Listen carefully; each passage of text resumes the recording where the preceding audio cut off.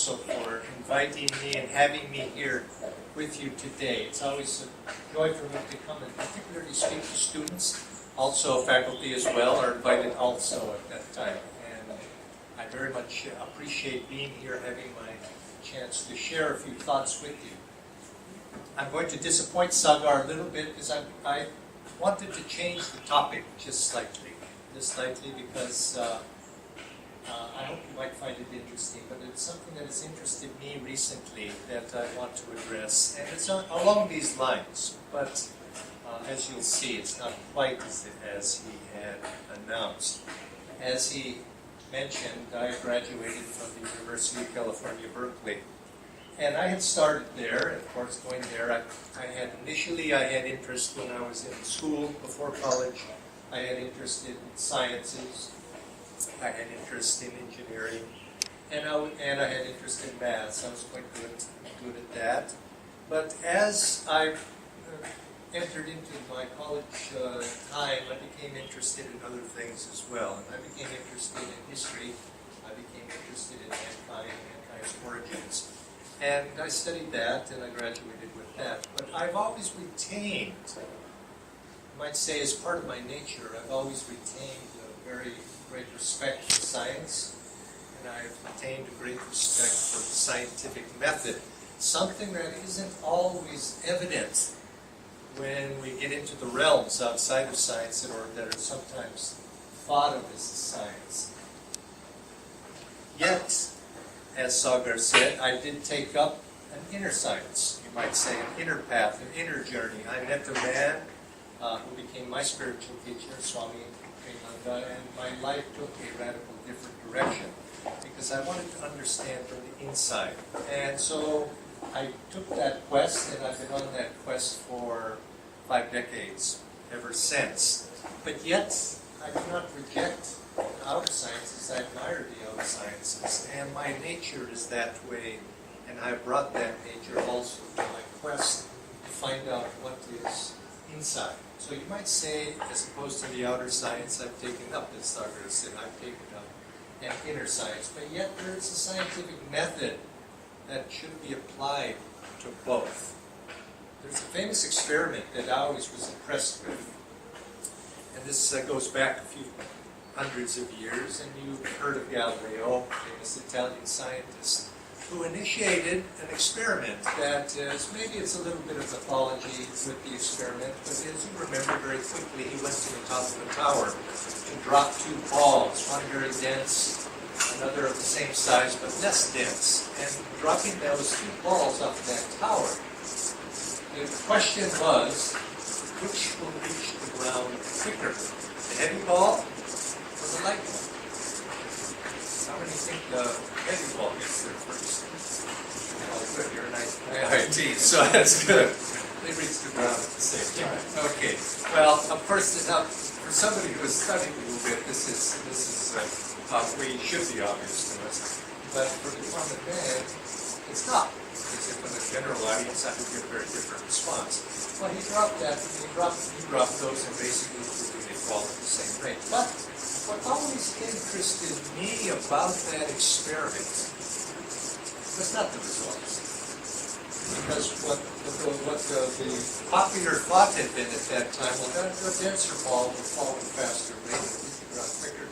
And why did they think that? That's because that is what Aristotle had said 1,500 years prior. Aristotelian science had postulated that, but now, doesn't this seem a bit strange? 1,500 years go by, and they were arguing about this, when all it took was somebody to go and test it. Drop the balls and see. Why did it take 1,500 years? It was because there was a culture of received wisdom that came down from the past. Aristotle said so, it must be so. The elder said so, must be so. The yogi said so, must be so. But who is going to test?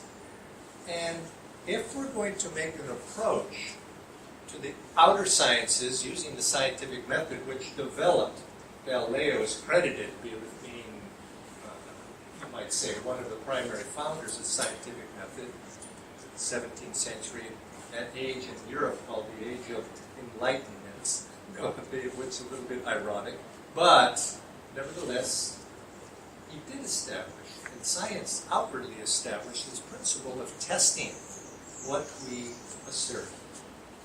And I believe the same must be applied to whatever we do. Does it work? I mean, if you're going to be an engineer, it's a basic question. Does it work? If you're going to be a yogi, same thing. If you're going to dedicate time, you have to ask that question, does it work? And it's a foundation that applies to science, whether that science is inward and outward. Now, this morning we were taking a walk here at IIT. Sagar was showing me the buildings, this and that, and features. And as I was walking, I couldn't help but thinking back. Whenever I walk on a campus, I think back, what if I was to do this over again? If I was to take my education, repeat my education, would I do the same thing? Many years ago I was interested in something, but it doesn't hold quite the fascination for me anymore. But I think if I was going to be in school now, what would I study? And I think two things have popped to mind, came to my mind. One would be, I thought, well, maybe I would be a climatologist. And of course, perhaps the reasoning of that is rather obvious. It's a very question of the moment today in this world. And I thought, I would think, well, that would be something that would be of interest to me, to be able to study that and to be able to help, perhaps, in that way. But I think probably, if I was able to pass chemistry, I would I would go into neuroscience. This would be my interest, and I think that's probably informed because of my interest in this lifetime, having taken into this what I consider an inner science. Neuroscience would probably be my interest. When I look back, and of course neuroscience being study of the nervous system, the brain particularly, from a scientific point of view. Now when I look back on the state of that science when I was a student, it was much different than it is now. This was back in the 1960s. At that time, it was thought that a person is born, they have a certain neurological system, their brain is such, they have a certain number of neurons that are firing in a certain pattern, and as one age, the aging process will generally take off the efficiency of the brain. Little by little, those neurons will begin to die, their synapses will begin to lose their connections. And slowly, slowly, you could say life is just a slow process of degradation of the brain and entering into old age and senility. But that's not the case anymore. But many people still think of that way. As you get older, you get more feeble mentally.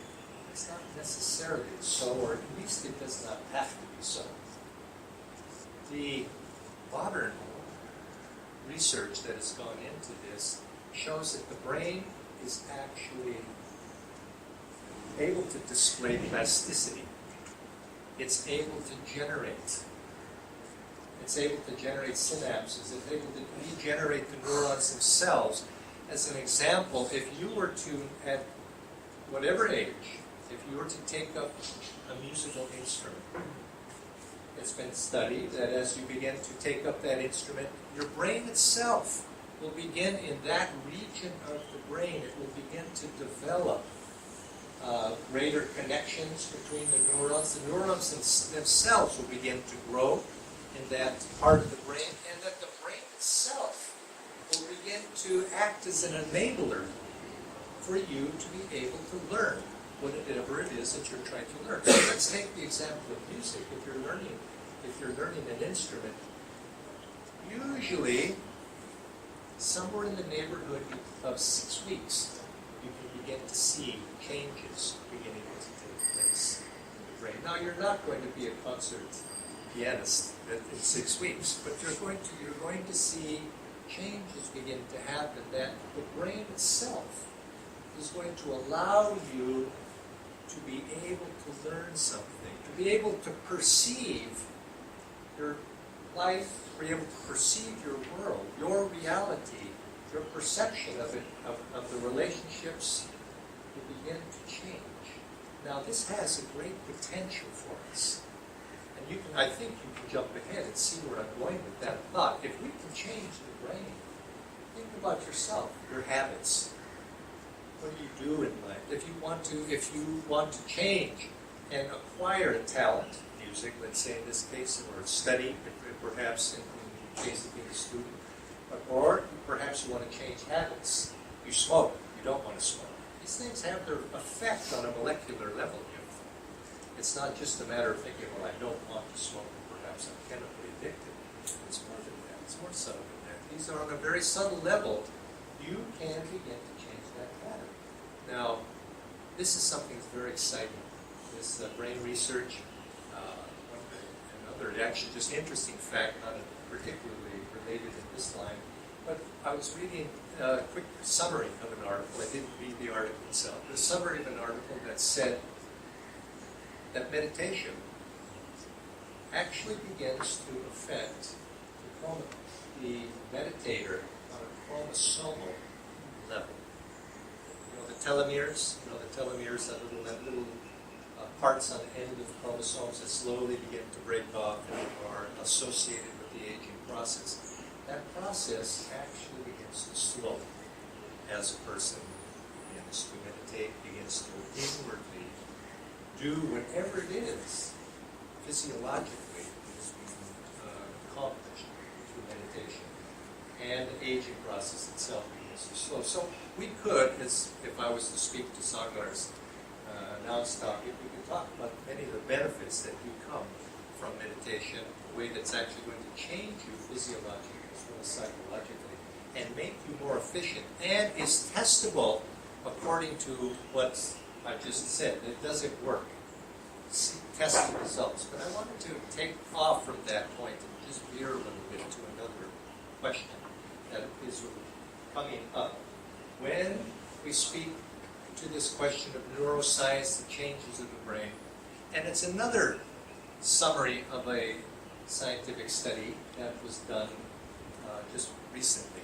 No, not very recently, relatively recently, in the last few years.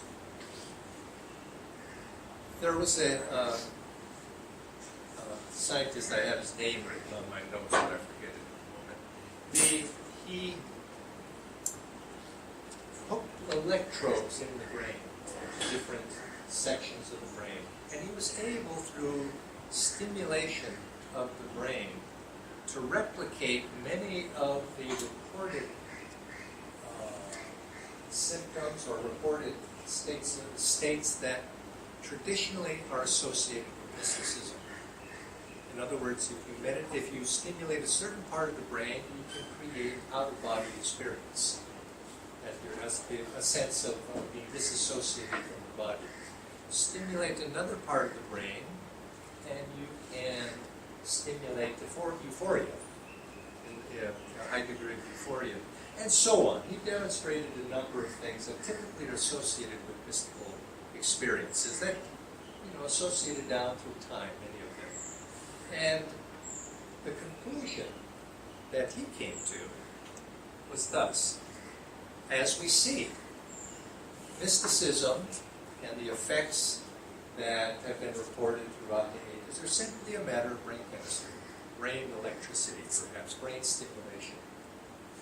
Ergo, thus, the brain is simply the generator of states of consciousness. States of consciousness are a function of brain activity.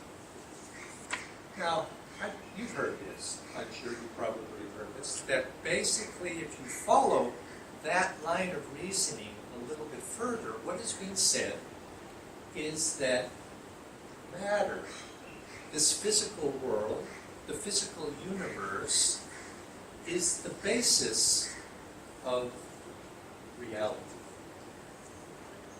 And that consciousness is a byproduct, or you say a creation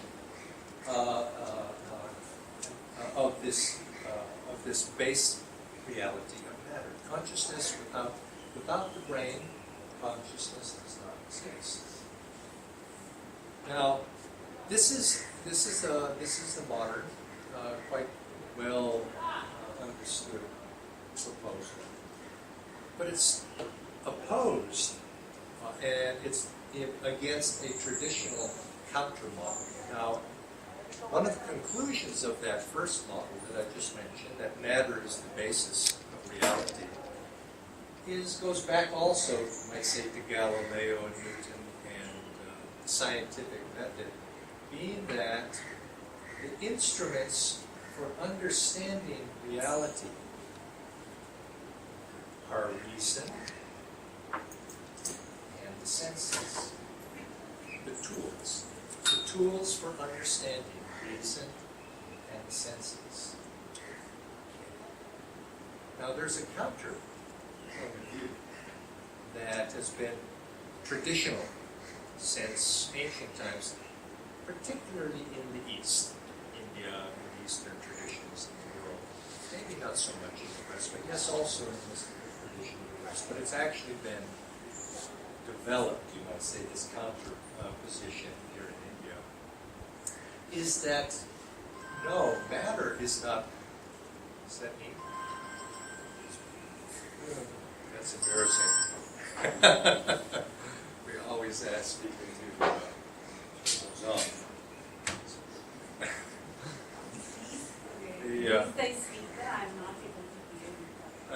Yes, I have to speak louder. You know, it might help if you come down also. We can compromise. I will speak louder and then you come down. It was hot actually. But if I start to not be heard, please do raise your hand, especially anybody in the back. And we don't have a speaker, so people can just come up ahead if they are really. If you need to, you're perfectly fine. Just to come up and come forward. The counterpoint of view, this traditional point of view, and that I find this very fascinating and interesting, is that no, matter is not the ultimate reality.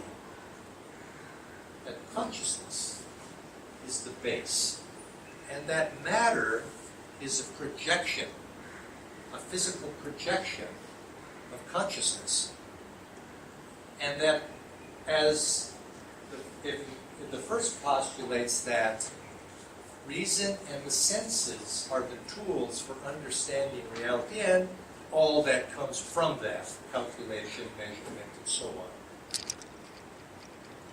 Opposite that, the other posits that consciousness is the basis of reality, and the tools for understanding and exploring are not reason and senses, but something very different. Ultimately, it comes down to intuition. That intuition. Now, I'm going to come back to that word because intuition seems to be a misunderstood word, but I'll have to come back to what that is meant by. Now, if I could simplify this in a statement, it would say, are thoughts individually rooted in the individual brain, created by the individual brain, or are thoughts universally rooted and perceived by the brain? These are two very diametrically opposed points of view, each of which has tremendous implications which might be true. So I'm positive which is true. Now obviously let me go because otherwise I won't make it. But I'm going to have a time for questions. Now if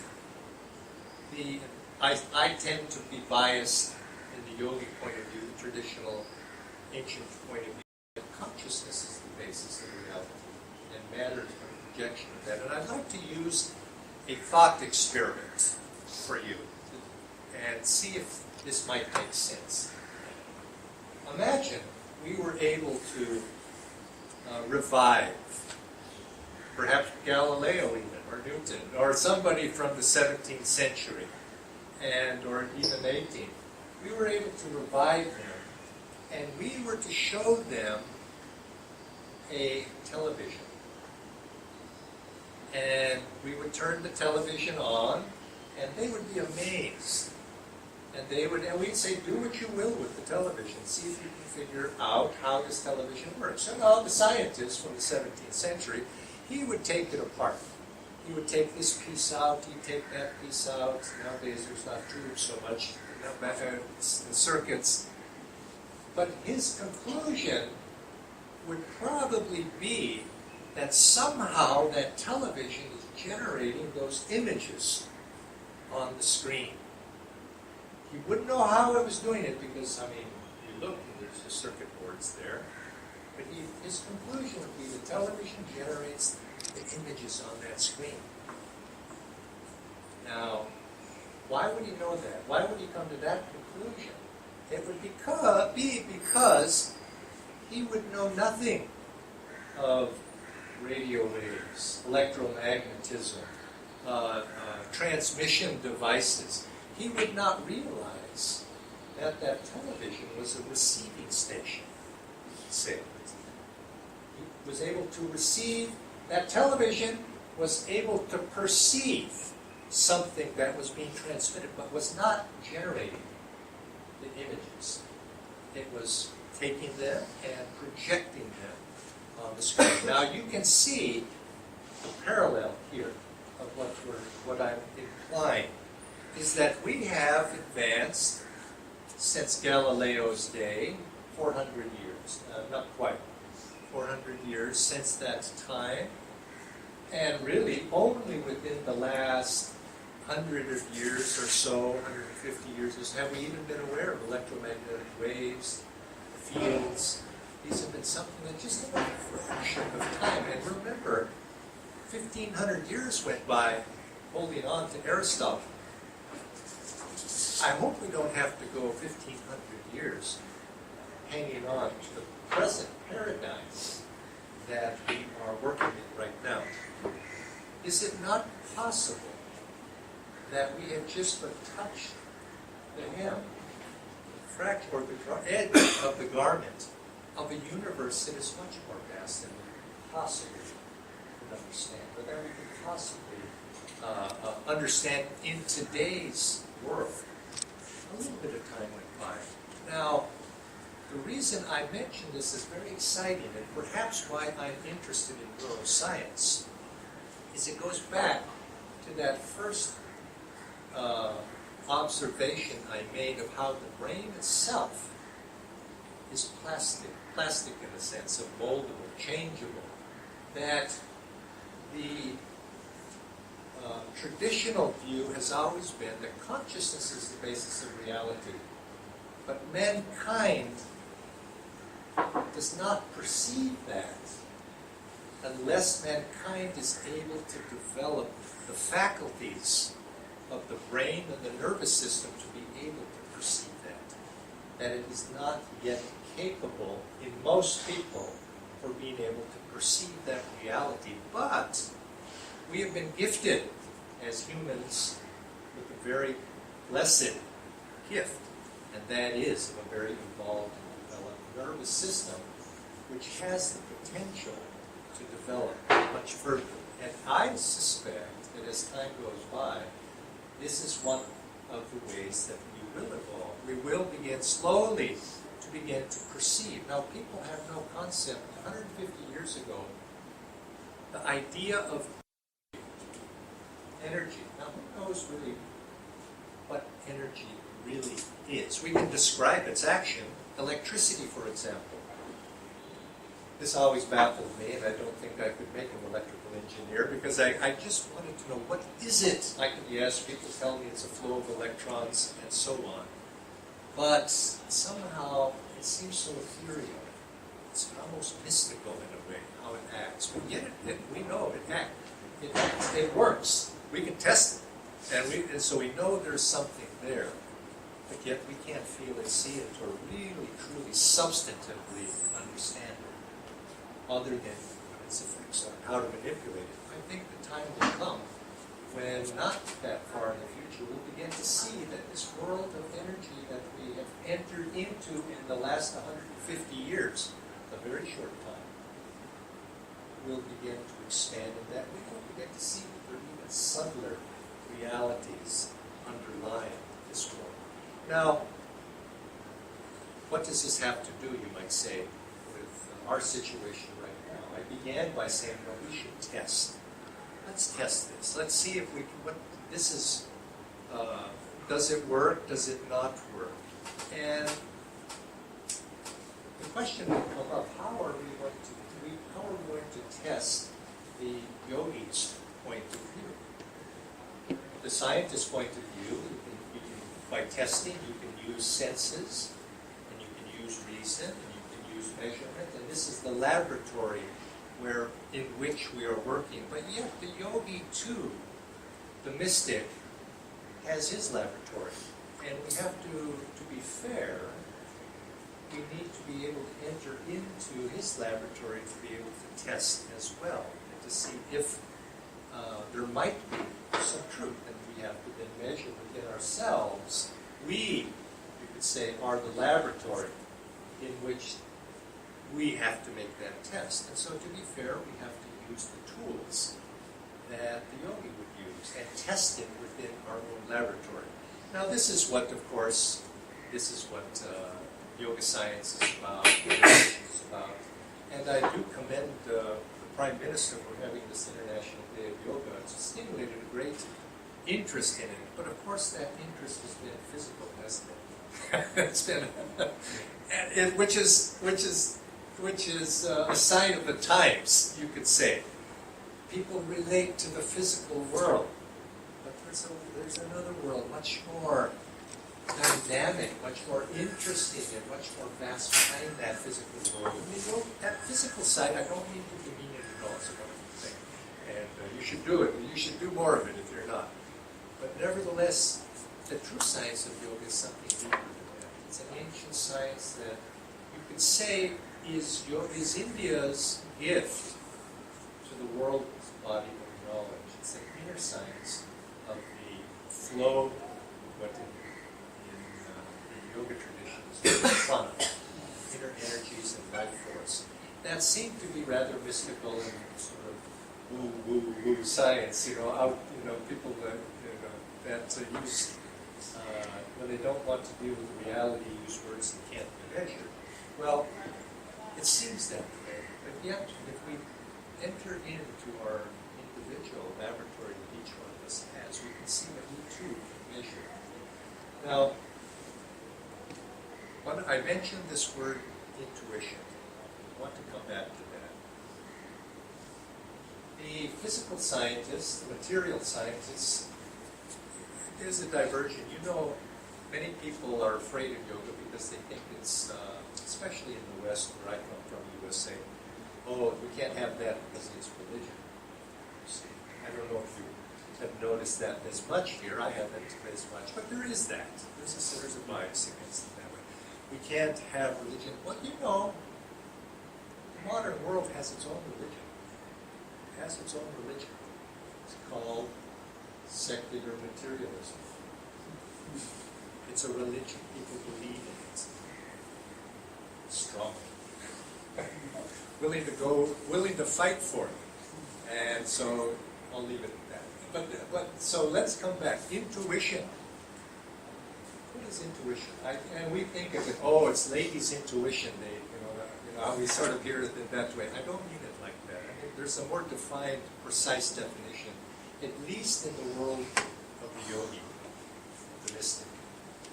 Intuition, as opposed to reason and the senses. Intuition is the direct perception of reality. The direct perception of reality without the intermediary of the senses. Now, is such a thing possible? Direct perception of reality, whatever that might be. It's not defined what that is. But the direct perception without the intermediary of the senses. The knowing of something without that. Now, think about this as a thought experiment. If you turned off your senses, sight, hearing, touch, taste, smell, body sensation, would that mean that you would no longer be able to know, perceive, be aware? Would your awareness disappear of yourself, of a sense of I am? I don't think so. I've often been tempted to try one of those sensory deprivation units that you read about.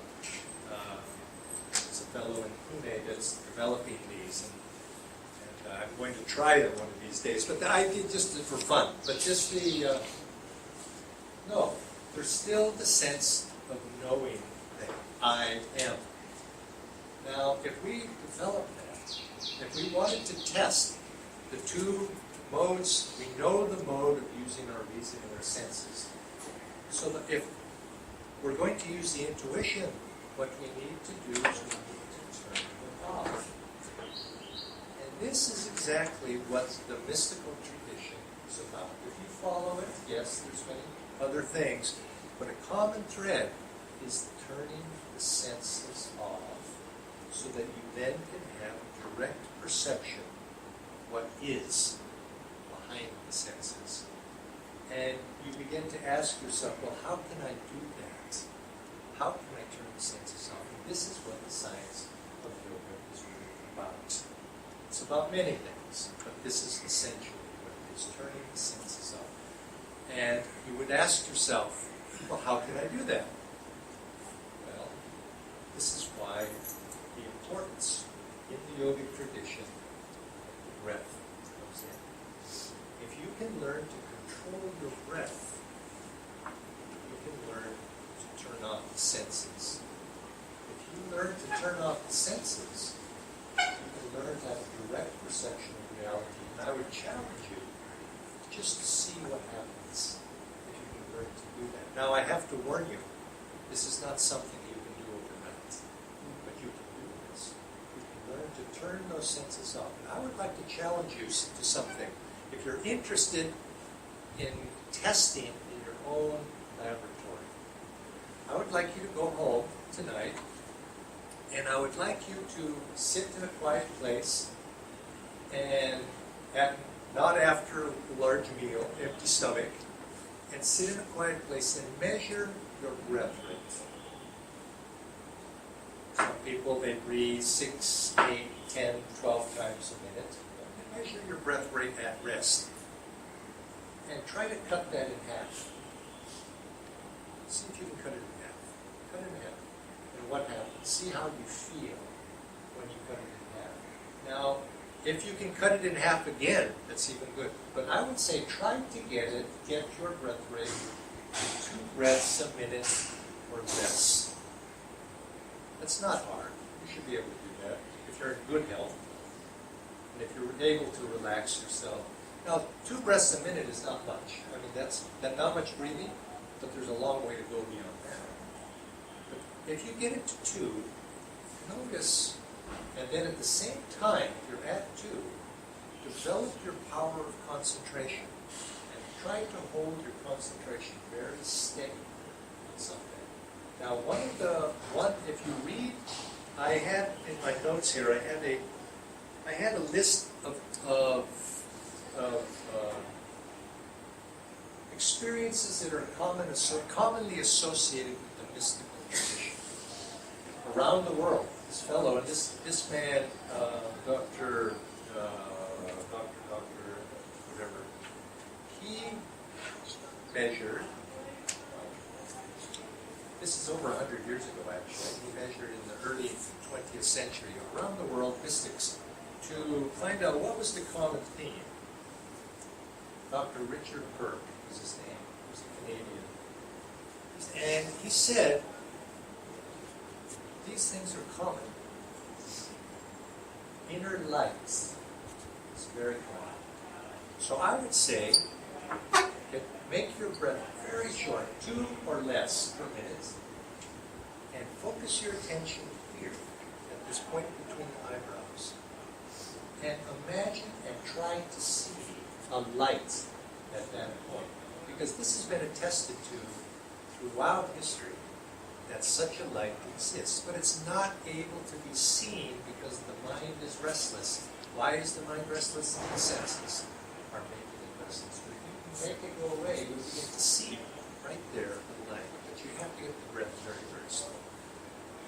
That's one. A sense of immortality. Because you begin, why do you have a sense of immortality? Because you no longer, there's a very intimate relationship between your breath and your sense of ego. I, the sense of I am. This body, this personality, all of the sense of I, you begin to disassociate with it. And as you begin to disassociate with it, you say, you're not that body. You're not that personality. You are immortal. You belong to a universal flow of consciousness that transcends all of these things that are changing. But as long as your human senses, you don't perceive it. But try it, and you'll begin to see. You'll begin to sense, I have the sense of immortality begins to come.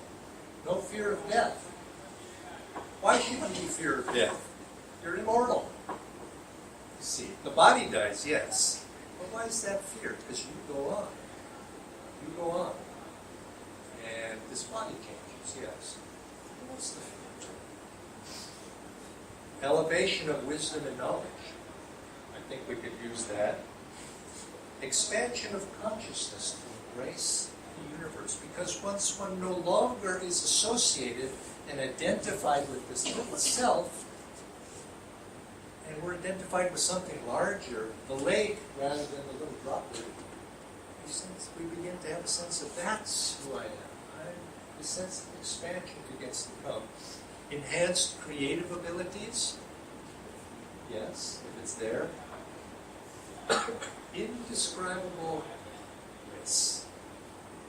Indescribable bliss. I think we would all like that. And, but this is perhaps the most important,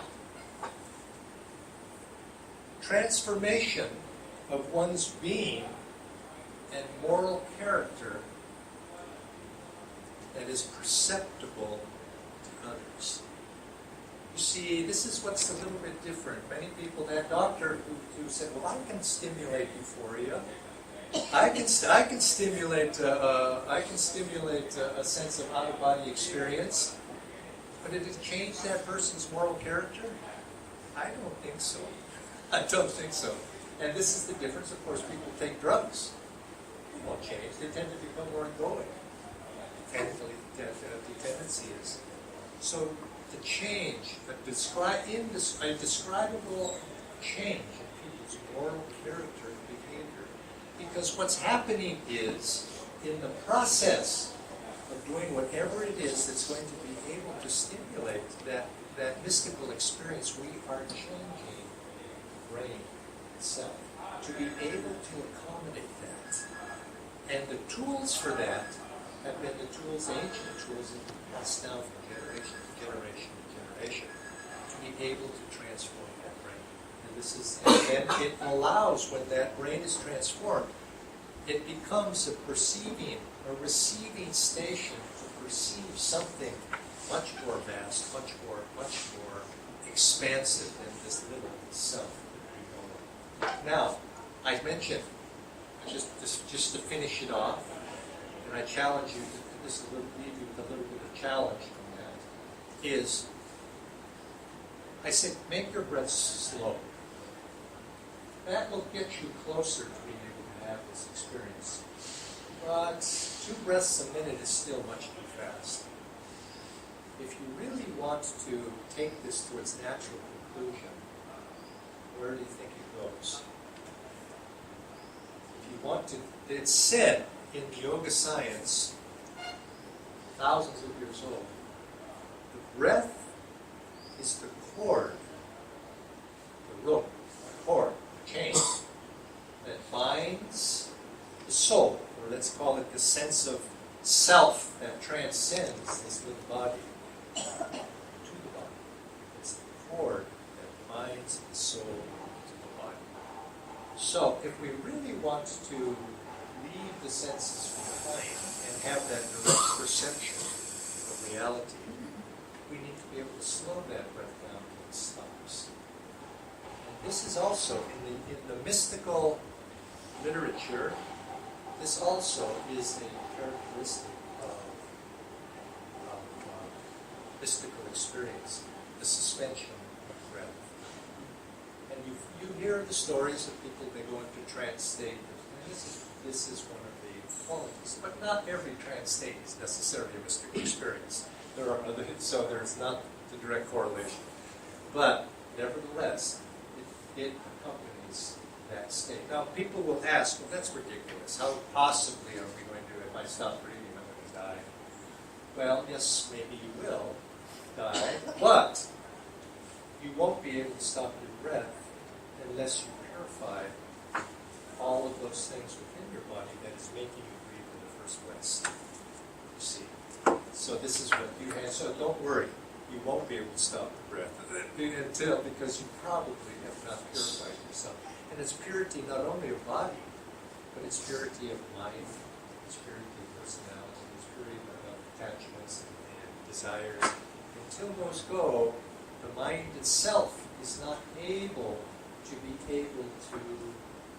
become that receiving station. But don't let that discourage you from trying, because you will begin to feel some of these qualities as you approach very close to the breath becoming very slow. I've noticed in my own experiments that if I can take the breath 2 or less, I begin to feel a noticeable change in my consciousness. If I sit for extended period of time, I begin to notice that. And I challenge you, if you want to test for yourself, if you want to be like the Galileo, say, let's just test it.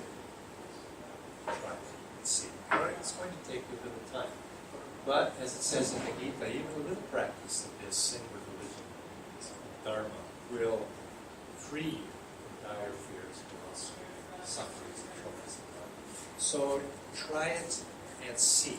And the end result that has been attested to by mystics throughout the world, especially here in India, which is the land of historically of mystics. Some people make fun of that.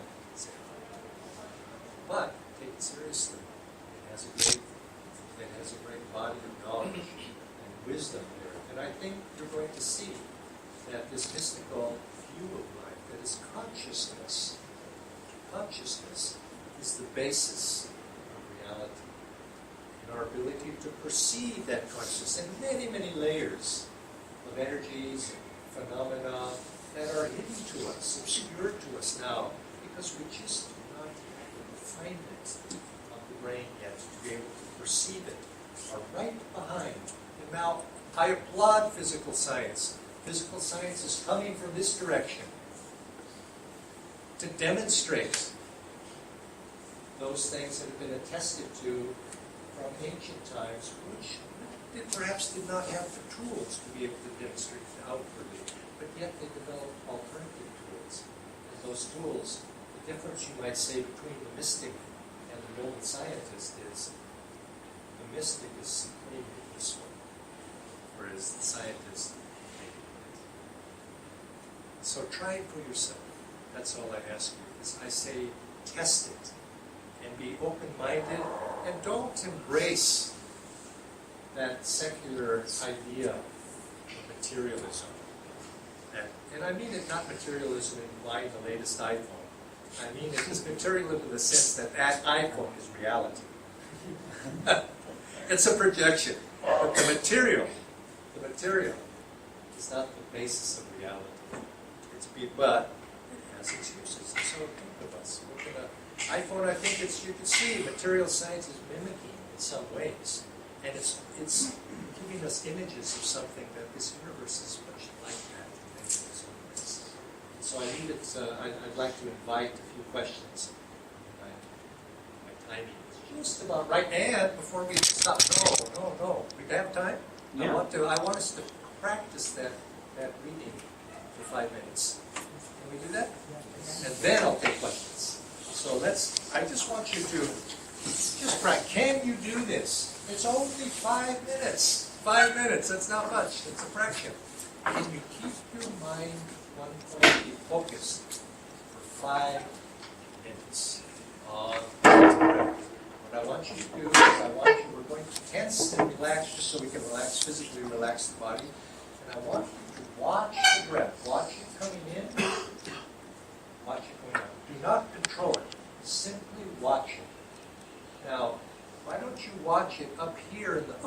nasal cavity, because this is close to this mystical center in the body, and it draws our attention up toward the brain, rather than watching it in the stomach, where it's possible, but it draws it down to the stomach. Let's watch it in the lower part of the brain. Feel it coming in, feel it going out, breathing through the nose, and try to hold it there.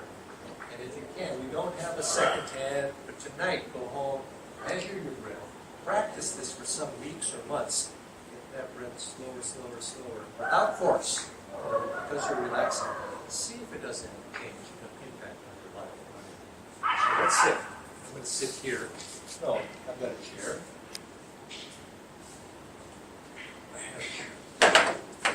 So let's begin.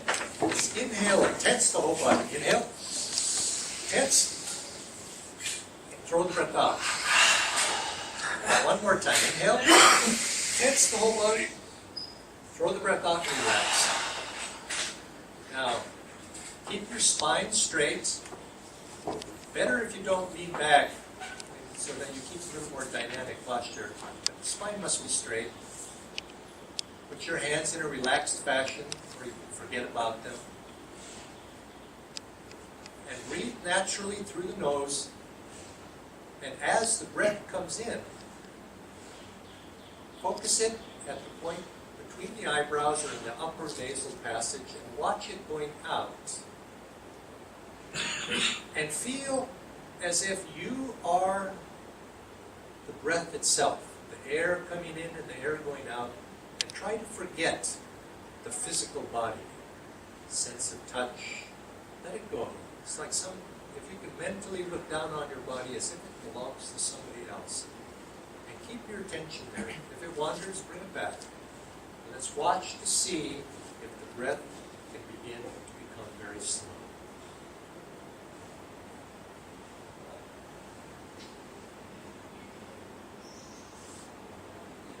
Okay, open your eyes. Take a deep breath. Inhale. Hold for a moment. Now slowly exhale. Try to feel a sense of peace and calmness. If you do that a couple times a day, especially in the midst of stressful situations, you'll be able to gain control of yourself. Sometimes the stresses of this world pull us out, take us outside of our inner center. Just do that. Watch the breath very, very intently, and you begin to bring yourself back inside the state of centered calmness. You'll find that the intuition, which let's see if I can figure ways to apply that to the life of a student. It's necessary. Creative abilities, knowledge, intuition, new ways of looking at things. Think of it in that way. They come when you're less identified with everything outside of yourself, the senses, and you become more identified inwardly, not with the ego, not with a sense of I-ness, I'm this or that. That's associated also with the senses. When you let it go, you just come back to what you really are. See, then you can be much more efficient. The importance of this is, does it work? Is it helpful? Does it change your moral character for the better? I think it does. But I can only say that, but it's for you to test for yourself and see it. Now, there were a couple of questions. And I think, was it you that had the question? Yeah. I think you moved. Yes. So, you spoke about individually rooted thoughts and universally rooted thoughts. Say again. Individually rooted thoughts Yes, and versus universally rooted thoughts. versus individually or universally rooted thought. How might that work? Now, I just want to understand it in a bit more better way. Could you exemplify this? Let's take an particular concept? example. I've often found it curious. Have you ever noticed in the history of science that things are discovered simultaneously? There's even this thought. Now, this is anecdotal for sure, but there's even this, in our language, we say the thought was in the air, and people independently, Leibniz on the one side and Newton on the other, both coming up with calculus at almost exactly the same time. It's as if something was needed and it was drawn out to fulfill that need. But in order for it to be drawn out, it obviously needs a channel, and it uses a genius to be able to as a vehicle for that. And so you find that if this might be true, that thoughts are universally rooted and we perceive them, then it would depend upon, just as if we were to use the television set. Now, they don't have the dials anymore, it's digital now, but it used to be when I was a boy, you could switch the dial, you see, analog. It depends on which station you are tuning yourself to. So consequently, in any situation, some people are sensitive to what is trying to be said, or what is trying to happen, or what is trying to come out of the situation.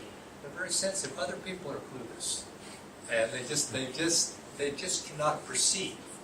You could say their intuitive ability to perceive, let's say, a social setting. Some people can perceive immediately, and another person has that ability to perceive. It demonstrates the ability lies in the individual to perceive some reality that's happening. Now, as far as thoughts go, I will be honest, I cannot explain it. I cannot explain the mechanism of how that might be so.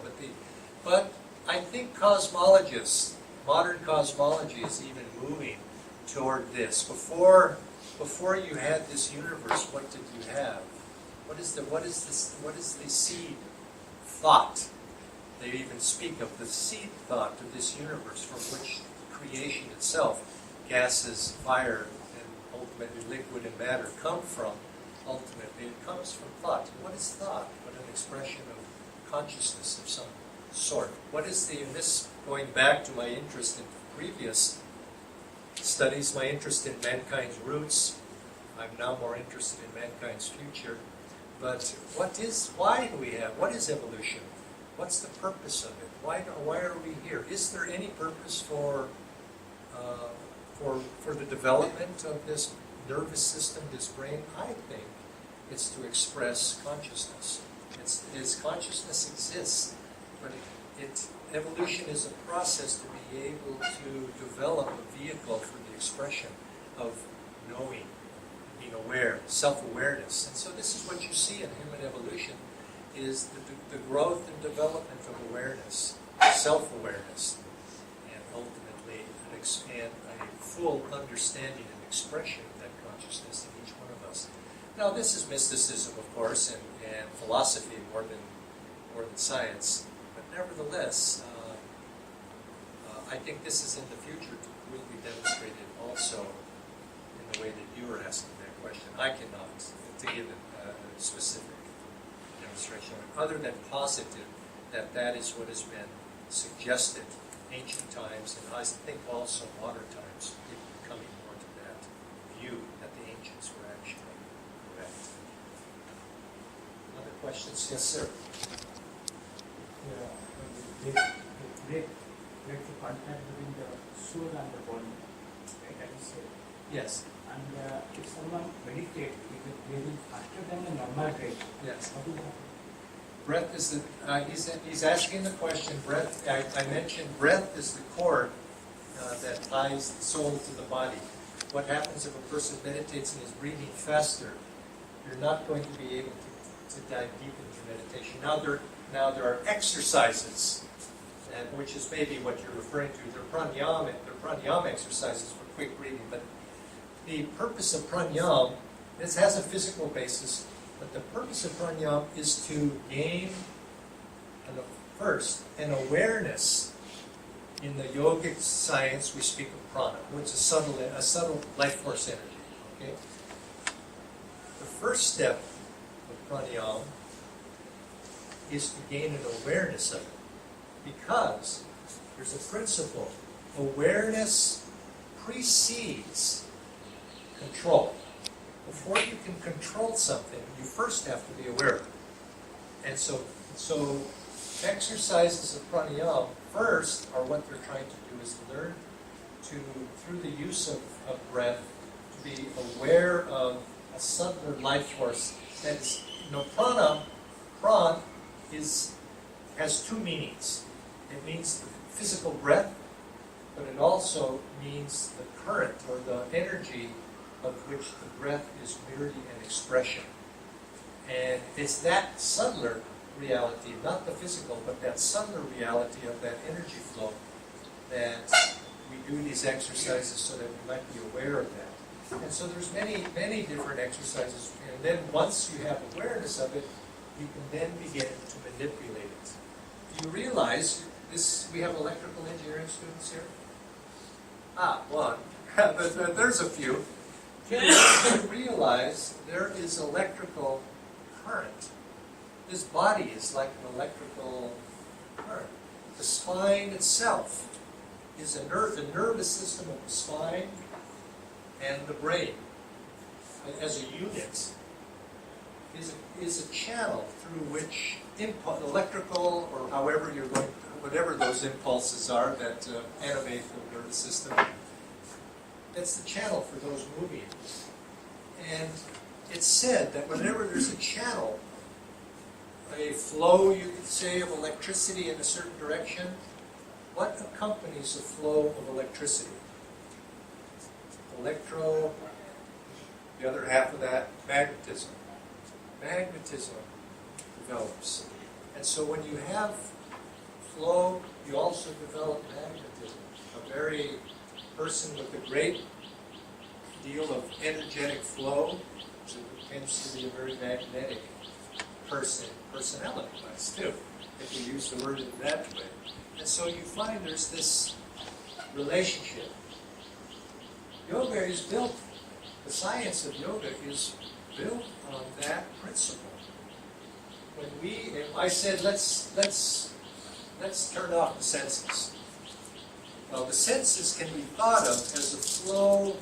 I'll use yogic terms here. The flow of prana from the brain and through the nervous system out into the body, animating the senses. Impulses, the senses, it's a flow. To turn them off, what we need to do is we need to reverse that flow back to its source from the brain and, let's say, the spine itself. Pull that life force, that prana, away from the periphery of the body, of the eyes, the ears, the body, the senses. Pull it away back into the spine. Now, we haven't killed the energy. We've just redirected it to a different location in the body, to its origin point. And when that happens, the senses go to sleep, you might say. But the energy is still there. Now it's concentrated in the spine. This is what if you look at the root of many of the yoga practices, pranayama being one, they have the purpose of energizing the breath, which is the flow of prana in the spine. It's said that prana is associated with currents, inhalation and exhalation, currents of movement of life force in the spine. We energize those currents.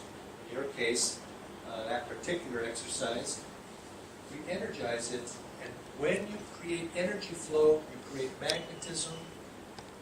That magnetism attracts that life force that's gone out back into the source in the spine. And in the process of that, the senses become calm. Let's not talk about shutting them off, because that goes beyond our practical daily ability right there. But it calms them. And that's more real for us. Yes, ma'am. And this is directly related to the experience we had just now, trying to make the breath shorter, but slower. But in that, does it involve a state of holding the breath, or is it just inhalation and exhalation? No, yeah, inhalation, exhalation. Because, No. holding it can make it slower. No. But that's artificial. No. Do not purposely hold the breath. It won't be effective, and you're interjecting a element of self-will into it.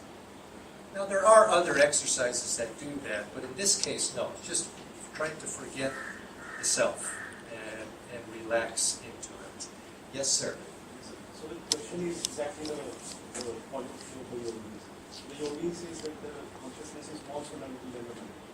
And in order to prove that if one follows a set of practices, a set of breathing practices, he or she can feel the bliss and sense of reality. But again, sir, then the materialist or the physical scientist, they can argue that that can also arise from the neurochemistry of the brain. Yes. So the thing that sort of some of us, some students are interested in. So if you can show some more mystical things. Yes, for example, now how do you resolve that argument? How do you resolve that argument? or even if you can show some more mystical like levitation. And, No, I'm sorry I can't levitate. But you see that those phenomenal expressions, I mean that they are, you might say, side elements. I was giving a class to a group of students, and somebody asked something very similar to that. Because you know, mystics are often associated with siddhis, powers of one sort or another, and it's phenomena. It's phenomena, but it doesn't necessarily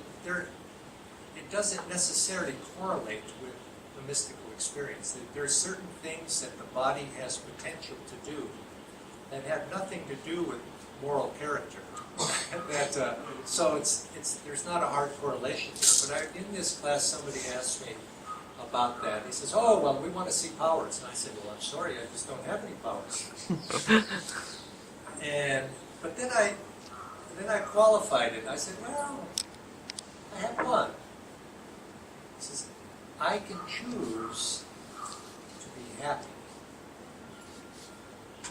which is a power. Now, if you have the ability to choose how you feel, how you react to other people, to what happens to you in life, to no matter if you fail or you succeed outwardly, the building crashes, can you still maintain your calm, your happiness, your inner joy? If you have that, I think you have something. And this is really, I'd like to emphasize, this is really what yoga is about. And I want to steer you away from those other, because that's given yoga and it's given it a bad name, put it that way. I don't the question recommend it. is, the sense of happiness can also be attributed to the brain chemistry. It can be. But if somebody has some powers, then the physical scientists or the materialists, they stand refuted. Now, what I would say, what the challenge that I would say for you is, if you are curious enough to know the answer to that, you are the one responsible for going inside and demonstrating that for yourself. Not to take your tape measure and your reason and your senses to verify that. You have to go inside and measure for yourself. Now, I could tell you stories and tell things, but I don't want to do that because it's stimulating a line of inquiry that fascinates people that I'd rather you not be fascinated by, because it's not going to lead you to making any transformative changes within yourself. It's that moral character part of the equation that I'm more interested in. Yes, sir. You said about that what the yoga is the proof which one has to do is first person proof. That something process this, I have to prove it for myself. Then only I can say that. But in science, the proof is like more demonstrative rather than Yes. being a first person proof. Yes. So, do you think because as in Gita, the Atma, that is shown in the way Lord Krishna describes it, it seems to me improbable, means from the current five senses and the instrument which we have. So, do you think, is there any possibility to Will they ever be able to meet? reconcile with each other, or come to a common consensus that, or prove Well, that? you have to enter into the realm of philosophy there. The infinite is not provable in that way. It's not provable through the mind and the senses and the logic. but neither is it neither is the absence of it provable, because we're dealing with two different paradigms. And but I will predict, though, that the paradigm of physical science, as it now is an understanding of subtle forces in this world that are active in this world, are limited, and that we tend to see our time in very short cycles, 100 years, 200 years, when we really must be looking at millennia to be able to see the differences. Imagine what might be perceivable 1,000 years from now that seemingly are impossible for us now. I do think this is going to not just perceivable through instrumentation, but perceivable through brain function. I think we're going to be able to perceive realities that now we think of as mystical aren't really mystical. But yet, where's that borderline between the physical and which is really it's the crux of it. And I don't think that one can ultimately prove the other either way. But I think, now that may sound frustrating, but I think what it does is it impels us to go within ourselves. It gives us I have to be able to experientially realize it from within myself. And I do think that as we move into the future, that this is going to be more common knowledge. And this is actually, I'm making that prediction just on belief, but there are some of the great yogis and mystics have said that it won't be long that before people will have this inner perception of many of the things that the scriptures speak of as very mysterious, will start to become known as common knowledge. Let's see. One more question, and then I'm going to let you go, because I've overrun my time already. So when I meditate, sometimes I get some vibrations, some currents are flowing in my body. So Yes. what is that exactly that? You're becoming aware of the movement. You're becoming aware of the life force within you moving. It's a good thing. Just observe. There are thousands upon thousands of phenomena that begin to happen once we become aware of ourselves inside. And do not become distracted by them, but observe them. And observe them, and as you go deeper into your meditation, these will begin to they just pass by you. So now one of the things that you will, if you start to slow your breath, like we said, one of the things I mentioned is light. You'll also begin to hear sounds. If you start to pay attention to the sounds you hear in a quiet room, not on the streets out there, but go into a quiet place and you'll start to hear inner sounds. Pay attention to those sounds, because they will interiorize your consciousness even further. And these are the two very common experiential realities that come to the meditator: sound and light. But there are many others, and I'm saying this just as something to be more common than others. Sound and light are. And just follow them. Go into them, and it'll take your concentration deeper and deeper and deeper. And you'll begin to see that your life will begin to change. And it's what's you won't be able to see, what will happen is your brain itself will begin to change to accommodate what's trying to happen. You're going to your frontal lobe. This is why we tend to focus here at the point between the eyebrows when meditation techniques often say that. Focus here. We're stimulating, and then there's actually change will begin to happen. This dynamic frontal part of the brain becomes dynamic. That you might say that more animal limbic system side of the brain begins to calm. That part of the brain that fear or flight or fright or flight reaction response to situations in life. Somebody crosses your path, you become angry and attack them. This type of attitude, behavior, they're very primitive, which unfortunately is somewhat common.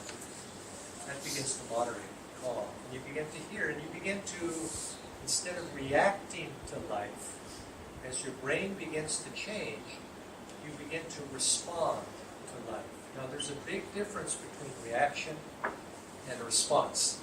uh, uh, it's like in America, they have these medical teams that are called emergency response teams.